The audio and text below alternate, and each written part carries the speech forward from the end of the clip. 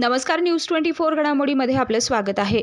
अहमदनगर लोकसभा निवडणुकीच्या आचारसंहितेच्या पार्श्वभूमीवर राज्य उत्पादन शुल्क भरारी पथक क्रमांक 2 श्रीरामपूर यांची देवळाली प्रवरा तालुका राहुरी या ठिकाणी हातभट्टी गावठी दारू निर्मिती करणाऱ्या केंद्रांवर मोठी कारवाई करण्यात आली आहे। ही कारवाई दिनांक 16 मे रोजी मोहीम राबवून करण्यात आली, अशी माहिती राज्य उत्पादन शुल्क भरारी पथक क्रमांक 2 श्रीरामपूरचे निरीक्षक श्री अनुप कुमार देशमाणे यांनी दिली आहे। या कारवाईत एकूण 4 गुन्हे नोंद करण्यात आले असून 2004 ची हातभट्टी गावठी दारू आणि 9120 लिटर रसायन नष्ट करण्यात आले।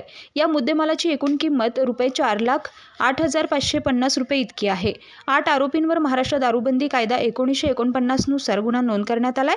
तर ही कारवाई डॉक्टर विजय सूर्यवंशी, आयुक्त राज्य उत्पादन शुल्क, सागर धोमनकर, विभागीय उपायुक्त राज्य उत्पादन शुल्क पुणे विभाग, प्रमोद सोनोने, अधीक्षक राज्य उत्पादन शुल्क अहमदनगर, प्रवीणकुमार तेली, उपाधीक्षक राज्य उत्पादन शुल्क अहमदनगर यांच्या मार्गदर्शनाखाली अनुप कुमार देशमाने यांच्या पथकाने केली आहे।